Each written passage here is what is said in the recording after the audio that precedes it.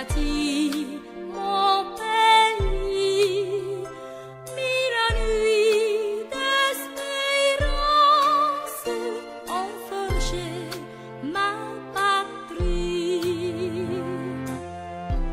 À travers le temps, sous le feu des vents et la fureur des tanks, moi je marcherai pour te magnifier. L'aurore s'est levée, le coq a chanté, le jour est arrivé pour ta liberté. Patriote ivoirien, ta belle histoire s'écrira de gloire. Patriote ivoirien, ta détermination sauvera ta nation. Au fond de nos cœurs, la foi et l'ardeur, ce chant de vaillance pour bercer nos consciences. Patriote ivoirien, ta belle histoire s'écrira de gloire. Patriote ivoirien, ta détermination sauvera ta nation. Si la paix et l'amour sont ta lumière du jour, si le rêve d'unité épouse tes idées, si malgré toutes ces peines ton cœur est sans haine, si pour bâtir demain tu sais tendre la main. Patriote ivoirien, ta fière Côte d'Ivoire est dans ton regard. Patriote ivoirien, tous haut les cœurs, ensemble on ira.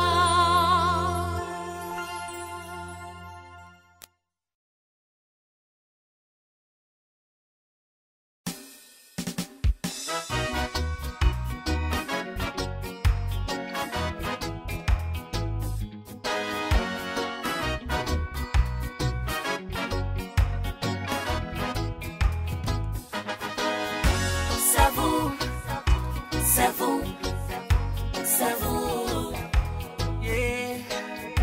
Savoure, savoure, savoure, yeah. Savoure, savoure, savoure, yeah.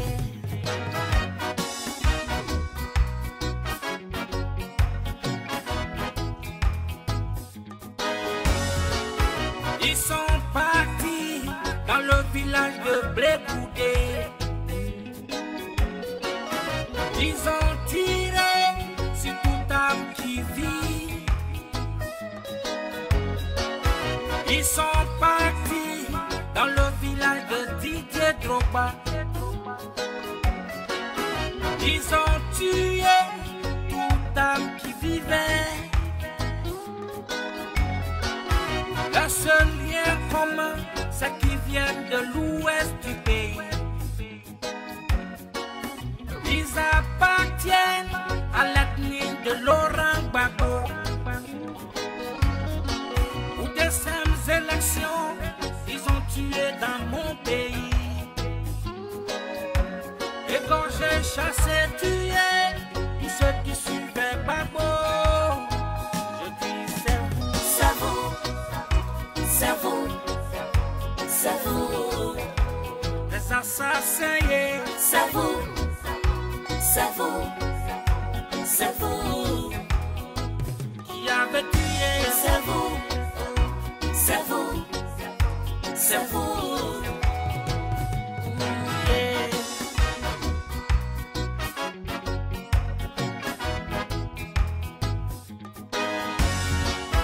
Depuis cette guerre, j'ai compris beaucoup de choses. Dans la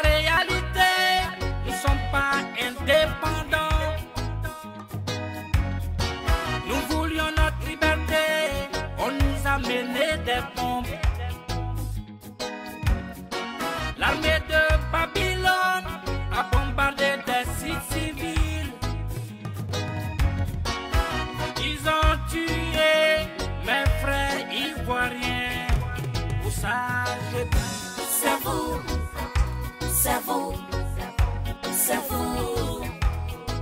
Assassin de mon peuple, C'est vous. C'est vous. C'est vous. c'est vous le tueur. C'est vous. C'est vous. C'est vous. Ouh, yeah.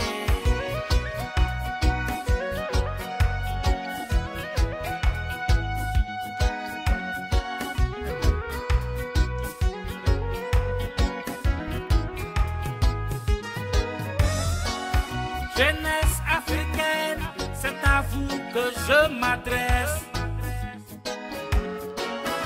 Il est grand temps de faire bouger les choses. Votre avenir est en jeu, vous devez vous réveiller. L'Afrique doit être dans le concert des nations. Au même titre que ces puissances occidentales, savez-vous? C'est vous. C'est vous. C'est vous. Qui devait sauver. C'est vous. C'est vous. C'est vous. Jeunesse africaine, C'est vous. C'est vous. C'est vous. réveillez-vous. C'est vous. C'est vous. C'est vous. Vous devez faire bouger. C'est vous.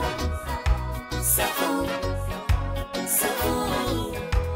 Jeunesse africaine, C'est vous. C'est vous. C'est vous. vous devez faire bouger les choses. C'est vous. C'est vous. C'est vous. C'est vous. C'est vous. C'est vous. C'est vous. C'est vous. C'est vous.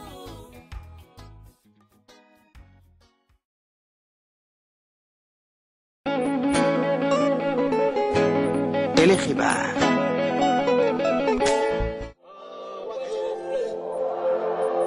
Vous les Africains, je dis, n'êtes-vous pas à ce bureau pour vous prendre en charge au lieu de vous emmener Dieu à des sacs.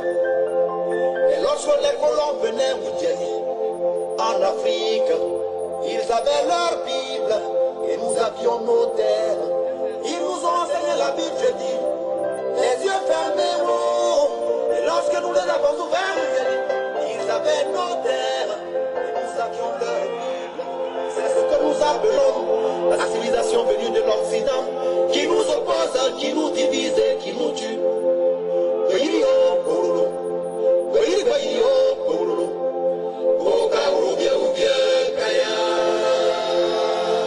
Mais lorsque les Blancs vivaient encore dans les cavernes, les Africains de l'Égypte construisaient les pyramides et étudiaient les mouvements des planètes. Ce qu'il faut aux Africains, c'est un pays à eux, un gouvernement à eux, un pouvoir à eux. Dieu a créé l'Occident avec ses richesses. Il a créé l'Afrique avec les siennes. Lorsqu'on veut ce qu'on n'a pas, on le demande avec gentillesse et pas avec violence. À César ce qui est à César, à Dieu ce qui est à Dieu. C'est ça qui est noir. Parlez-nous de l'homme Charles Blé Goudé. Où êtes-vous né? Votre cursus, votre parcours en tant que jeune garçon? Voilà, mon cursus, où je suis né, oui. Parce que je ne peux pas parler de moi-même. Vous savez que ça, je ne peux pas parler de moi-même. D'autres personnes qui me connaissent pourront vous parler de moi. Mais disons que je suis né à Gagnoua, c'est dans le centre-ouest de la Côte d'Ivoire. Je suis né précisément à Bogrobré, c'est mon village. C'est là que je suis né, le 1er janvier 1972. Et mes parents, mon père est planteur, c'est paysan, il est au village. Et voilà, j'ai intégré la Fédération estudiantine scolaire de Côte d'Ivoire quand j'étais encore au lycée. Mais j'ai commencé à... Fait le lycée où? j'ai fait plusieurs lycées, hein, j'ai fait plusieurs collèges, puisque j'étais avec mon grand frère qui est instituteur. Donc au gré de ses affectations, j'ai changé des lycées, j'ai poussé des collèges. Mais là où j'ai eu le baccalauréat, c'est au lycée classique d'Abidjan, qui est un des plus grands lycées de l'Afrique de l'Ouest, à Abidjan. Et c'est là que j'ai fait mes premiers pas de syndicaliste. Mais je n'étais pas dans un bureau. C'est plus tard, quand j'allais arriver à l'université, que j'allais intégrer la section du lycée classique de la cité universitaire de Yopougon pour la FESI. Comme les dirigeants en son temps avaient été arrêtés, et il fallait mettre au devant de la scène des jeunes gens qui n'étaient pas connus par la police, vous voyez, pour faire le travail. Donc les visages connus s'étaient mis en retrait, nous avions commencé à travailler, et c'était parti. Et donc j'ai intégré le mouvement, j'ai fait le bureau national, après moi-même j'ai pris la tête du mouvement, et puis voilà, on a connu plusieurs affres, hein, les difficultés des prisons. Je vous le dis, on a été arrêté, moi par exemple, à près de 8 reprises, par le pouvoir Bédier, et le pouvoir PDCI, qui ne voulait pas de contestation, qui ne supportait pas la contradiction. Mais écoute, c'était le prix à payer. Hein. Et on vous a arrêté pourquoi? Mais on m'a arrêté pour mes opinions. Nous défendions les intérêts des élèves étudiants de Côte d'Ivoire. Vous savez que le slogan de la FESI, c'est « Il ne peut y avoir d'école nouvelle sans démocratie véritable ». Il ne peut y avoir d'école nouvelle sans démocratie véritable. Parce que pour nous, c'est dans un environnement démocratique que les esprits peuvent s'exprimer et peuvent produire. Donc il fallait donc libérer les esprits pour que l'école soit une école véritable. Vous comprenez? Mais le pouvoir en son temps voyait les choses autrement. On nous traitait des bras séculiers de pouvoir. Donc derrière nous, on voyait toujours les partis de l'opposition, de Laurent Gbagbo. On nous arrêtait partout. Souvent, on laissait même les militants de ces partis en paix, c'est nous qu'on arrêtait d'abord. Donc voilà un peu pourquoi on nous a arrêtés. Moi, on m'a arrêté en 96, m'accusant d'avoir cassé 2 vitres. Voilà. On vous a mis en prison. J'ai fait la prison. J'ai été condamné à plusieurs reprises par le pouvoir en son temps. Mais je me dis que moi, ce pouvoir-là m'a formé. Ce pouvoir m'a formé. Je peux le dire aujourd'hui. Ces prisons, au lieu de me dire, parce que quand vous sortez des prisons, il y a 2 attitudes. Hein. Soit vous collaborez avec l'ennemi en laissant tomber ce que vous faisiez, soit vous êtes en endurci, et puis cela développe votre conviction. Je pense que mes années de prison ont plutôt développé ma conviction. Donc vous remercierez Bédier pour ça. Mais je pense que j'aurais pu me former autrement aussi. On se forme. Je positive cette prison. Sinon, c'est pas. Il y a beaucoup de personnes qui sont formées dans ce monde-là sans être passées par la prison. Mais c'est parce que, je veux dire, dans l'esprit du combattant que je suis, il faut positiver, je veux dire, tout ce que l'on a voulu utiliser comme moyen pour m'étouffer. Bon, jeune, au début, c'était par curiosité. On dit oui, les étudiants sont en grève, on les suit, on les élève. Et puis c'est au fil du temps que... Parce qu'il ne faut pas raconter n'importe quoi. Hein, comme des joueurs à qui on demande aujourd'hui, des footballeurs qui disent oui, quand j'étais petit, j'ai joué. Non. Quand j'étais... Je veux dire... voilà. C'est vrai que dans mon village, j'ai dirigé des gens, mais ce n'était pas la contestation. On conteste ce qui est injuste. Ce sont les injustices qui nous amènent à cela. On a subi trop d'injustices, trop de brimades. C'est tout cela qui explique aujourd'hui nos réactions quand on voit les Henri Konan Bédier, Alassane Ouattara en train de parler de démocratie. La vie a aussi besoin de quelqu'un comme toi, ni meilleur ni pire, ni plus expérimenté, ni plus confiant. Ce pays a aussi besoin de quelqu'un comme toi. Eh oui, seulement des gens comme toi. À Yopougon, Charles Blé Goudé commence une tournée de mobilisation de troupes patriotiques, ses combattants aux mains nues. Cette remobilisation s'explique par l'actualité enflammée dont est sujette la Côte d'Ivoire. Chancellerie occidentale, médias internationaux, organisations régionales et sous-régionales, tous veulent la peau de la Côte d'Ivoire. L'heure de la résistance a donc sonné pour les patriotes ivoiriens, avec en tête leur général, Charles Blé Goudé. J'ai une précision de taille à faire cet après-midi. Voyez-vous, hier, vous avez vu les bandes de rock à la télé. Nous avons lancé un message pour vous inviter à ce meeting, à ce rassemblement. Et puis ce matin, je me réveille. Je me rends compte aux environs de 13h, 14h que sur toutes les chaînes internationales, oui, Blé Goudé, un propago appelle les patriotes à aller saccager les installations de l'ONU. Blé Goudé appelle les patriotes à aller attaquer le camp Ouattara. Je voudrais vous dire ceci. Je n'ai appelé personne à aller attaquer qui que ce soit. Moi, je suis un légaliste. J'ai le droit avec moi. Le candidat Gbagbo, aujourd'hui président de la République de Côte d'Ivoire, a le droit avec lui. Il est président. Nous, on n'a pas de problème. Ce sont ceux qui s'agitent qui ont un problème. Je répète et j'ai dit que M. Nicolas Sarkozy, président de la République de France, et l'ONU prépare un génocide en Côte d'Ivoire. Ça, c'est moi qui ai dit. Si ça vous me dites à cause de ça, c'est moi qui ai dit ça. Je voudrais dire aux Français vivant en Côte d'Ivoire que le même mépris avec lequel M. Sarkozy nous traite, c'est ce même mépris avec lequel il est traité. Mais nous vivons ici. Lui, il est à Paris. Que la Côte d'Ivoire s'embrase, il s'en fout. Quand il y a un problème quelque part, si vous ne pouvez pas aider, vous taisez. Sinon, si c'est sur les militaires que M. Sarkozy compte pour venir nous tuer, vraiment, il n'a qu'à s'apprêter. Hein? Il n'a qu'à s'apprêter. Hein? Parce qu'il va tuer beaucoup. Hein? Et rassurez-le qu'on ira. Je l'ai dit la dernière fois, ils ont l'ONU avec eux, ils ont la licorne avec eux, ils ont l'armée française avec eux, ils ont les rebelles avec eux, ils ont toutes les armées puissantes du monde avec eux. Nous avons l'éternel des armées avec nous. Je le répète encore. Nous avons l'éternel des armées avec nous. Regardez, depuis une semaine, les gens allaient tranquillement au travail. Cela veut dire qu'ils se reconnaissent dans le président qui est là. Ils se reconnaissent dans les institutions qui sont là. Mais les Ivoiriens n'ont aucun problème. C'est ça qu'on dit. Oui, seulement des gens comme toi. Yeah. Log, on finit toujours par s'accorder.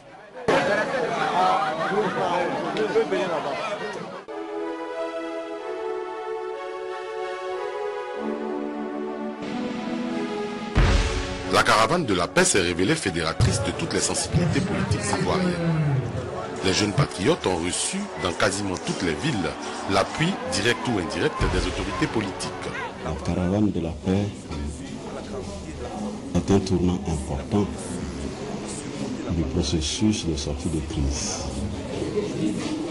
Elle est significative à plusieurs égards.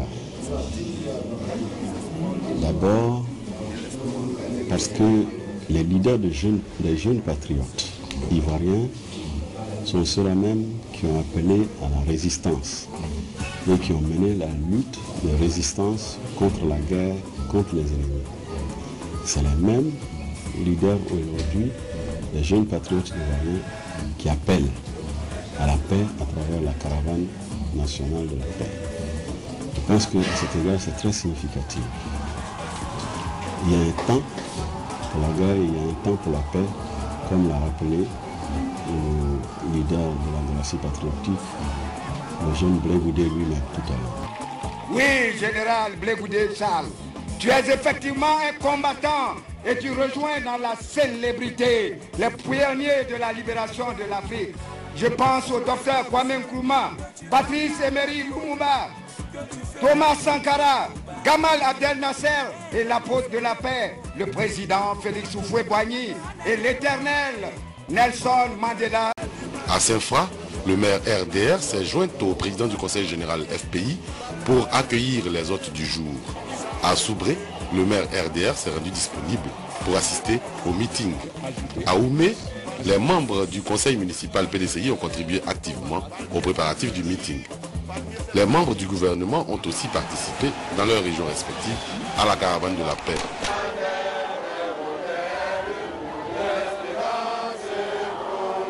L'avènement de la paix, le passage de notre fils Blé Goudé ici à Boulois est accueilli accueillis par toute la population. C'est la première fois que nous franchissons le pas. Par rapport à la caravane de la paix, je vais d'abord moi féliciter et encourager le jeune frère Blé Goudé Charles. Vous savez que le travail qu'il fait, notamment cette dernière phase de sa lutte, qui est la lutte pour la paix et pour la réconciliation, qui je l'espère la dernière lutte, parce qu'on voit la fin de la crise pointe à l'horizon, je vais l'encourager parce que cette voie qu'il vient de choisir n'est pas une voie facile. C'est une voie qui est parsemée de frustration, de préjugés, de rumeurs, de médisances même quelquefois. Cette paix et que la Côte d'Ivoire retrouve le sourire. Vive la caravane de la paix, vive la Côte d'Ivoire unifiée.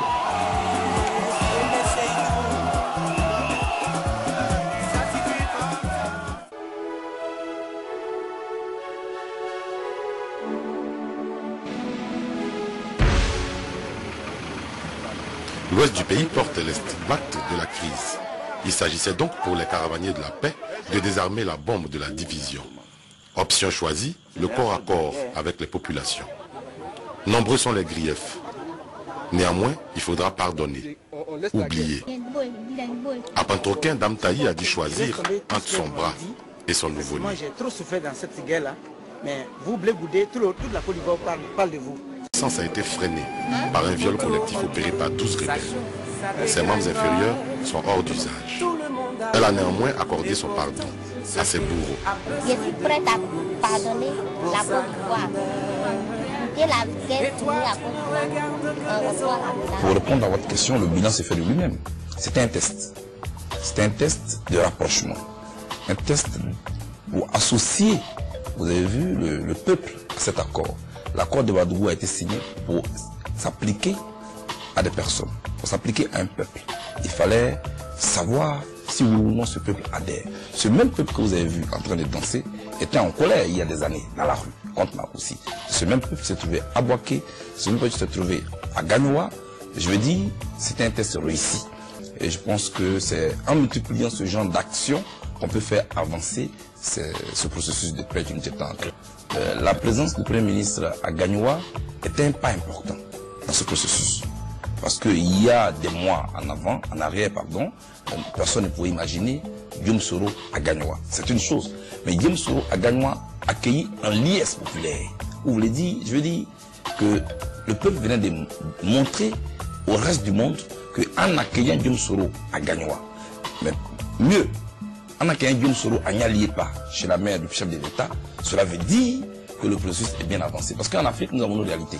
Loin des tables rondes, quand on salue quelqu'un, quand on partage un repas avec quelqu'un dans la même assiette, quand on reçoit quelqu'un dans notre cour familiale, cela veut dire qu'on a tourné la page. C'est ça l'Afrique, qui n'a rien à voir avec les solutions classiques des institutions internationales. C'est comme ça que nous sommes en train de régler notre problème à l'ivoirienne, à l'africaine, selon nos mœurs, selon nos coutumes, selon nos habitudes. Et je pense qu'il faut que les uns et les autres prennent cela en compte et nous avançons petit à petit avec cela. Pour sa grandeur, et toi tu ne regardes que les autres, de quoi as-tu peur? Essaie de consulter ton cœur, ses battements te diront que la vie a aussi besoin de quelqu'un comme toi. Dans l'actualité judiciaire, la comparution ce matin du leader de l'ex-Galaxie patriotique, Charles Blé Goudé, devant le juge d'instruction de première instance d'Abidjan. Cette action s'inscrit dans le cadre des procédures judiciaires ouvertes contre lui à Abidjan et lui a reproché les faits suivants: crime de guerre, assassinat, vol en réunion, dégradation et destruction de biens d'autrui. Charles Blé Goudé a été inculpé. Le leader de la jeunesse proche de l'ex-président Laurent Gbagbo a été appréhendé le jeudi 17 janvier dernier au Ghana à l'occasion d'une opération policière conjointe des deux pays.